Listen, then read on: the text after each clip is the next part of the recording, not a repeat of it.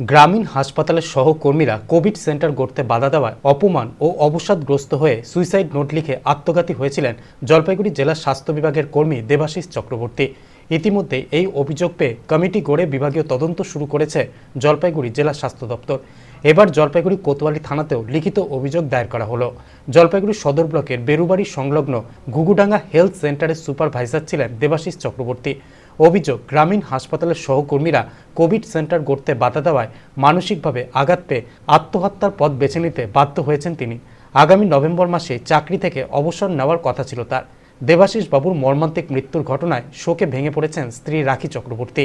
ঘটনার উপযুক্ত তদন্তের দাবি করে জলপাইগুড়ি কোতোয়ালি থানায় লিখিত অভিযোগ দায়ের করেন তিনি। অফিস করছে, এফআইআর করছে। কালকে রাত্রে মেয়ে গেছিল, ওটা করে এসছে। আর বাদ বাকি কাজকর্ম কালকে তো হবে না, সোমবারে যেটুকুনো করার ওটুকুনো করবে। অফিস আছে, অফিস করে দেবে, সব কিছু বলেছে। মানে কার নামে এফআইআরটা করা হয়েছে আসলে? আসলে এখন যারা যারা আর কি ছিলেন আর কি, সবার নামে আর কি করা হয়েছে।